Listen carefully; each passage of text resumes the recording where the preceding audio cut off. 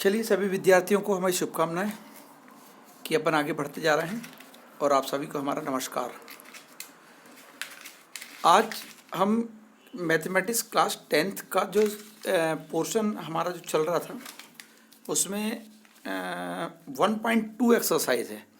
Exercise क्या हमारी 1.2 है और इस 1.2 में हमने क्या किया है, हमने पार्ट का नाम देते हुए चल रहा है। तो ये पार्ट जो चल रहा है हमारा ये है 12 है।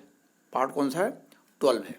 NCERT क्या चल रहा है हमारा? ये NCERT, ठीक है, ये NCERT चल रहा है, ठीक है। अब यहाँ पर हमने क्या किया है आपको बता दें कि क्वेश्चन नंबर जो आज हमने लिया है वो क्वेश्चन नंबर हमारा तीसरा है। कौन सा क्वेश्चन नंबर? तीसरा। तो आज अपन तीसरा, चौथा, पांचवा क्वेश्चन करेंगे। चलिए, अभाज्य गुणनखंड विधि से या द्वारा निम्नलिखित पूर्णांकों के महत्तम और लघुत्तम समापवर्तक ज्ञात करना है। अपन ने इसके पहले एक भाग विधि देखा था। आज अपन अभाज्य गुणनखंड, तो गुणनखंड तो होंगे फैक्टर, गुणनखंड में दैट मीन्स फैक्टराइजेशन होगा। अभाज्य मतलब प्राइम नंबर, मतलब ऐसे जिनमें दूसरे का भाग ना जाए, ये हुआ अभाज्य गुणनखंड विधि से। तो 3 सवाल दिए हैं, 12, 15, 21, दूसरा 17, 23, 29 और फिर दिया 8, 9, 25। तो इसमें से हम कोई भी कर सकते हैं, एक कर लेंगे, 2 आप लोगों के लिए रह जाएगा। नहीं बनने पे आप कमेंट बॉक्स में लिखेंगे तो आपको समझाने की पूरी कोशिश की जाएगी। चलिए, हमने सबसे पहला सवाल लिखा जो नंबर 1 है, वो लिखते हैं हम 12, 15 एंड क्या लिखा हुआ है हमारे पास, एंड 21 का क्या कर रहे हैं हम? सबसे पहले क्या करेंगे अब इसका का महत्तम समापवर्तक व क्या निकालेंगे, लघुत्तम समापवर्तक। ये 2 चीज़ हमको क्या करना है, ज्ञात करना है। हमने क्या किया, हमने यहाँ से शुरू कर दिया सॉल्व। क्या कर दिया है? सॉल्व। चलिए, अब जैसे ही हमारा सॉल्व शुरू हो चुका है एक्चुअल में जो हमने लिखा है, तो हमने क्या किया, जैसे हम पहले से करते आ रहे हैं, ये 12 है, 12 का निकाल लेंगे हम अभाज्य गुणनखंड विधि से। क्या चीज़? लघुत्तम निकालने की ओर जा रहे हैं और महत्तम दोनों के लिए। तो पहले कुछ भी निकाल सकते हैं। चलिए, 2 का भाग हम दे देते हैं किसमें, 12 में। तो 2 छिंग 12, फिर 2 का दे देते हैं तो कितना हो जाए, 2 तिया 6, फिर 3 का दे देते हैं तो कितना होता है, 3 एकम 3। ये हो गया। इसके जस्ट बाद में हमने 15 के लिए लिए, थोड़ी दूरी पे कर रहे हैं गैप बनाते हुए ताकि वो मिक्सअप ना दिखे। फिर यहाँ पर किसका भाग जाएगा? 3 का जाएगा, तो जाएगा 3 5 15। यूनिट्स के नीचे यूनिट्स लिखना चाहिए सफाई के साथ, हर कहीं नहीं लिखना है। फिर 5 एकम 5, 5 1 जा 5, ठीक है। देन हमारे पास एक क्या बच गया हमारे पास आखिरी 21। 21 में किसका भाग जाता है? 2 का तो जाएगा नहीं क्योंकि आखिरी में 1 है, तो 3 का जाता है। 3 सत्ते 21, इसके बाद 7 एकम 7। इस तरह से आपके पास ये आ गया। तो आपने क्या देखा है, आपने 12 का गुणनखंड क्या देखा है? गुणनखंड मतलब कैसे हैं? उन्होंने बोला अभाज्य गुणनखंड है, तो गुणनखंड तो कैसा आया, 2 2 3, तो आया 2 गुणित 2 गुणित 3। तो ये जो गुणनखंड है इनका योग मतलब गुणनखंडों का जो फल मिला 12, तो गुणनखंडों का गुणनफल 12 है, याद रखेंगे। अभाज्य गुणनखंडों का गुणनफल कितना है यहाँ पर? 12 है, ये आ गया। अब यहाँ पर हम दूसरा देखते हैं 15। 15 में क्या आया हमारे पास? 3 गुणित 5 आया है। फिर हमारे पास कितना आया है? 21। तो 21 में क्या कर देंगे हम? 3 गुणित 7 आया है। अब आप ये देख लीजिएगा, इसमें टोटल अगर हम देखना चाह रहे हैं तो हमको ये मालूम है कि दी गई संख्याओं का जो हमने गुणनखंड किया है, इसमें कॉमन कौन आ रहा है? यहाँ 3 दिख रहा है, यहाँ पर भी 3 दिख रहा है, यहाँ पर भी 3 दिख रहा है। तो हम इसका नाम अगर दे दें कि 12, 15 और 21 का, या समीकरण दे दें 1 2 3, तो हम काय के लिए लिखें, डायरेक्ट लिख देते हैं। चूँकि 12, 15 और 21 का उभयनिष्ठ कौन है? उभयनिष्ठ हमारे पास आप देखेंगे उभयनिष्ठ कौन आया है, उभयनिष्ठ कौन आया? उभयनिष्ठ 3 है, और 3 क्या था? गुणनखंड था। तो आपको लिखना चाहिए उभयनिष्ठ गुणनखंड। उभयनिष्ठ गुणनखंड कितना है? 3 है। उभयनिष्ठ गुणनखंड कितना है? 3 आया है। इसीलिए महत्तम समापवर्तक कितना हो जाएगा? 3 हो जाएगा। ये महत्तम समापवर्तक निकालने की विधि हो गई। इसके जस्ट बाद में आप बोलते हैं एंड। लघुत्तम समापवर्तक कैसे निकल जाएगा? अगर हम लघुत्तम समापवर्तक देखना चाहते हैं तो लघुत्तम समापवर्तक ये होता है, लघुत्तम समापवर्तक क्या होता है कि पहले 2 गुणित 2 गुणित 3 पूरा लिख लीजिएगा आप एक बार, 2 गुणित 2 गुणित 3 लिख लीजिएगा। ये 12 से लिख लिया आपने। मिनिमम राशि क्या थी यहाँ पर? संख्या क्या थी? 12 थी। उससे बड़ी 15, उससे बड़ी 21। अब जब 15 के आप फैक्टराइजेशन देखेंगे, 3 गुणित 5 है, तो चूंकि 3 यहाँ आ चुका है तो दोबारा हम 3 को यहाँ का नहीं लिखेंगे, तो क्या लिखेंगे? मात्र 5 लिख देंगे। और फिर यहाँ का क्या लिख देंगे हम? 21 से क्या आया, 3 गुणित 7 आया, तो 3 एक बार आ चुका है तो हम बार बार उसको नहीं लिखते, क्या लिखेंगे 7 लिखेंगे। इस तरीके से हमारे पास क्या आ गई संख्या, 2 दूनी 4, 4 तिया 12, 12 पंचे 60 और 60 गुणित 7 करें तो 6 7 42 होता है। इस तरीके से 420 हमारे पास क्या आ गया है, लघुत्तम समापवर्तक। ये है बिल्कुल शॉर्टकट और पूरी विधि भी है, शॉर्टकट भी कहना चाहिए और पूर्णतः बोलना चाहिए, शॉर्टकट एंड पूर्णतः। ये हमने सवाल को कर दिया। अब उसमें आप लैंग्वेज हिंदी में बहुत लिखते हैं तो कई बार ऐसा लिख देते हैं, चूंकि तीनों गुणनखंडों को देखने पर हमारे 12 से में 3 आया है, 15 में भी 3 आया और 21 में भी 3 आया है, इसलिए 3 बार आया, उसमें से हम सिर्फ एक बार लेते हैं, इसलिए हमारे पास महत्तम समापवर्तक ये हो जाता है उन संख्याओं का जो कि संख्या कितनी 12, 15, 21 का हमने डायरेक्ट कर दिया। तो दैट इज़ दी आंसर। ये आपने देख लिया सवाल में क्या आया, लघुत्तम समापवर्तक 420 आया है। ज़्यादा से ज़्यादा जो संख्या होती है सभी साइड से, और उसको हम लिख लेते हैं।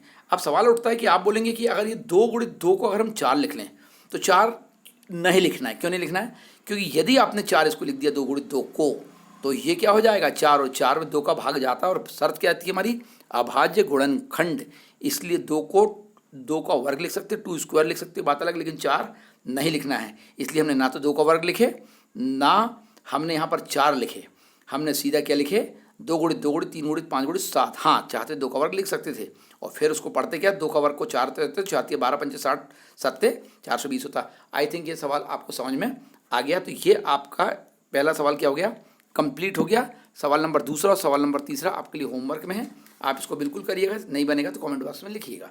मैं नेक्स्ट क्वेश्चन जो है इसका चौथा, वो चौथा आपको बताने की कोशिश कर रहा हूँ। जब तक आप एक निगाह इसको देख लीजिएगा प्लीज़। चलिए, आप लोगों ने ये तीसरा जो क्वेश्चन था अभाज्य गुणनखंड विधि से हमने निम्नलिखित पूर्णांकों के महत्तम एवं लघुत्तम समापवर्तक निकाले थे। एक बता दिया था, 2 आपको होमवर्क दे दिए थे, एक निगाह देख लें करके। चलिए अब हम क्वेश्चन नंबर 4 पे पहुंचते हैं। आपकी बुक्स में आप देखेंगे एनसीईआरटी क्लास 10 की बात कर रहे हैं, तो उसमें क्वेश्चन सीक्वेंसली फॉर्म पे मिलते जाएंगे एक के बाद एक के, बिल्कुल क्रम से, है ना। चौथा, तो चौथे में दिया हुआ है कि महत्तम समापवर्तक 306 और 657 का दिया हुआ है, हमारे पास कितना दिया हुआ, 9। ये हमारे पास क्या गिवन है, गिवन है मतलब दिया गया है, ठीक। देन लघुत्तम समापवर्तक 306 और 657 का क्या होगा, फिर से रिपीट कर देता हूँ, 306 और 657 का दिया है 9, क्या चीज़ दिया है हमारे पास, महत्तम समापवर्तक, तो लघुत्तम समापवर्तक क्या होगा। बिल्कुल सरल है, हम बोलेंगे चूंकि हमारा क्वेश्चन सॉल्व एक्चुअल में वहीं से हो जाता है जहाँ से हम ये लिखते हैं, ठीक है ना। फिर भी मेनली ये अपन यहाँ से लिखते हैं, चूंकि हमारे पास क्या दिया हुआ है, चूंकि महत्तम समापवर्तक कितना दिया हुआ है हमारे पास, किसका, 306 एंड 657 का क्या दिया गया है, 9 दिया गया है, दिया है, ये तो है। अब चूंकि अब पुनः चूंकि हम जानते हैं क्या जानते हैं, हम सूत्र से जानते हैं, या हम जानते हैं कि सूत्र, हम जानते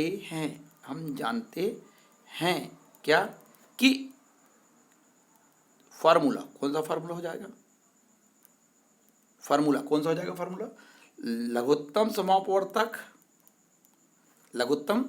समापवर्तक गुणित महत्तम समापवर्तक, ऐसा कर दो, लघुत्तम समापवर्तक गुणित महत्तम समापवर्तक बराबर क्या होता है, 2 संख्याओं का गुणनफल होता है। 2 संख्याओं, कौन सी संख्या आपने ऑब्जर्व किया होगा, संख्याएं दोनों एक सी दिख रही हैं, 306 और 657 दोनों में दिख रही हैं एक सी, है ना। तो यही 2 है, 2 संख्याओं का क्या हो जाएगा, जल्दी बताइए, 2 संख्याओं का क्या हो जाएगा, गुणनफल हो जाएगा, ठीक है। शब्द का बड़ा ध्यान रखना, फल कहाँ और खंड कहाँ है। जब हम ऐसे करते हैं फैक्टराइजेशन तो ये गुणनखंड होते हैं, लेकिन इनका टोटल योग जैसे 12 आया तो ये कितना आया है, ये हमारे पास गुणनफल आया है, ठीक है ना। तो लघुत्तम समापवर्तक हमको ज्ञात करना, तो लघुत्तम समापवर्तक को जैसे का तैसा आप छोड़ दीजिएगा, लघुत्तम समापवर्तक को जैसे का तैसा आप छोड़ दीजिएगा। गुणित महत्तम समापवर्तक आपके पास दिया था, इसकी वैल्यू क्या कर दीजिएगा, पुट कर दीजिएगा।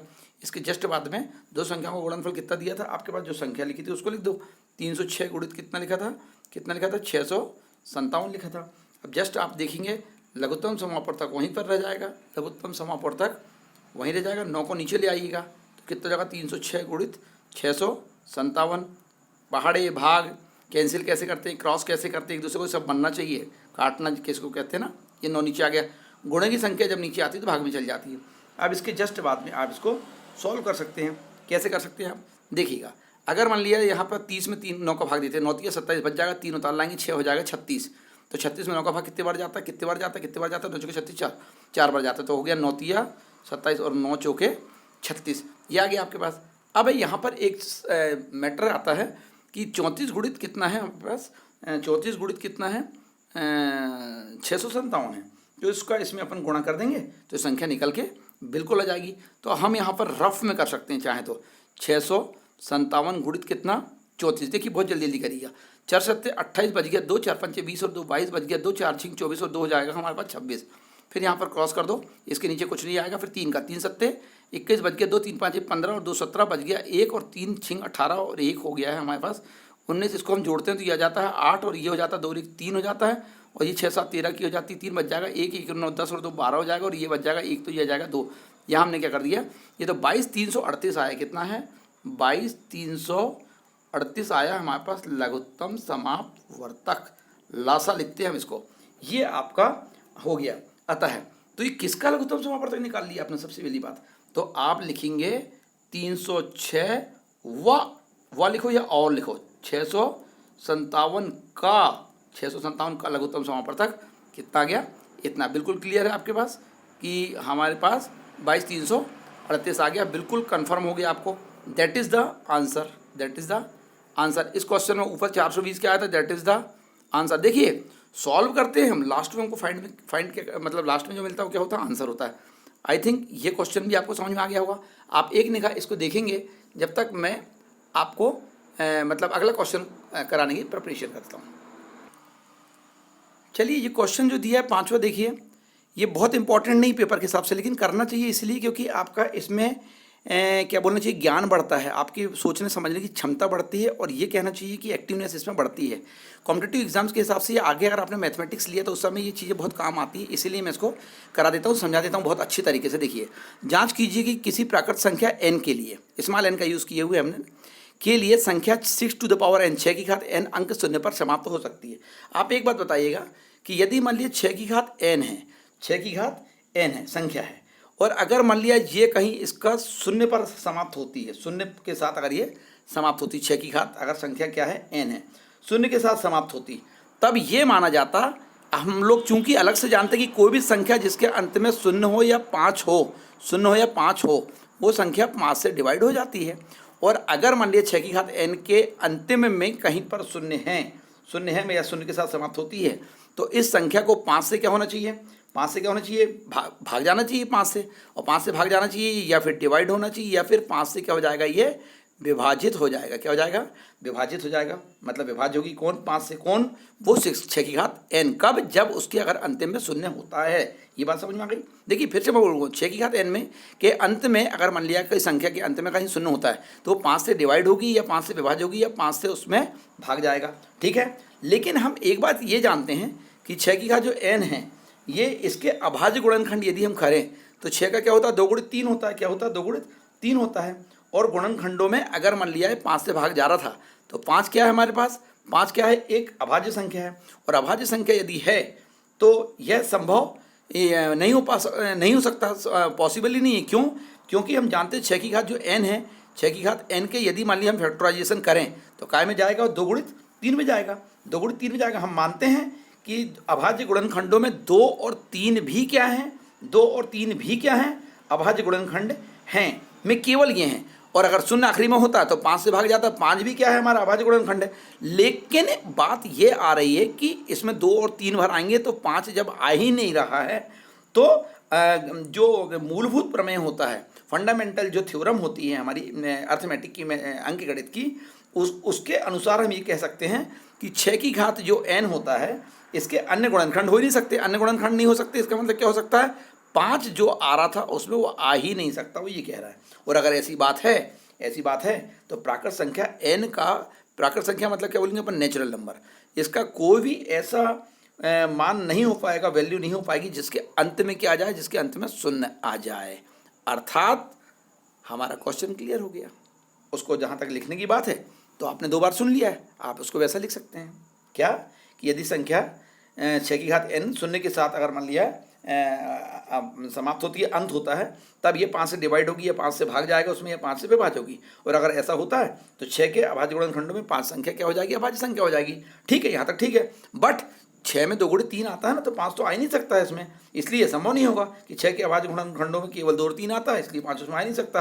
और इसलिए अगर ऐसी बात है तो अर्थमेटिक का क्या बोलते हैं, मूलभूत प्रमेय, यूनिक प्रमेय होता है वो, अद्वितीय मूलभूत प्रमेय कहना चाहिए, यूनिक फंडामेंटल थ्योरम, कि ये कहता है कि 6 के घात अगर n में हम देखा जाए, चूंकि 5 वहाँ पर आएगा जहाँ पर अंत में शून्य होना चाहिए, और शून्य उसमें हो ही नहीं रहा, क्योंकि 5 के उसमें आ ही नहीं रहा, क्योंकि 6 की जो गुणा है वो क्या 2 और 3 है, तो 5 उसमें आ ही नहीं सकता। अर्थात कोई भी प्राकृत संख्या n का ऐसा मान नहीं जिसके इकाई का अंक शून्य हो। किसके लिए, 6 की घात n के लिए। आई थिंक आपको ये वीडियो समझ में आ गया होगा, और आप इसको लिख भी सकते हैं, इसलिए मैं इसको विधिवत नहीं करा रहा हूँ क्योंकि उसमें लिखने का ज़्यादा है ना, तो लिखते लिखते कोई हम ऐसा पढ़ रहे जिसको निबंध हम रट रहे, नहीं, समझने का था, इसलिए मैंने आपको 2 बार इसको रिपीट करके समझाने की कोशिश किया। आई थिंक ये वीडियो आपको अच्छा लगा होगा, आप इसका पूर्णतः लाभ उठाइए। इसके बाद अपन 6वां 7वां और एक क्वेश्चन, नहीं 6वां 7वां बस एग्जाम्पल तो आपसे बन रहा है, जो नहीं बनेंगे आप कमेंट बॉक्स में लिखकर पूछेंगे, वो आपको बताएंगे। इसके जस्ट बाद में हमारा 1.3 चालू हो जाएगा, उसके लिए आपको नेक्स्ट वीडियो में तक के इंतजार करेंगे, और फिर मिलती है अपन। All the best.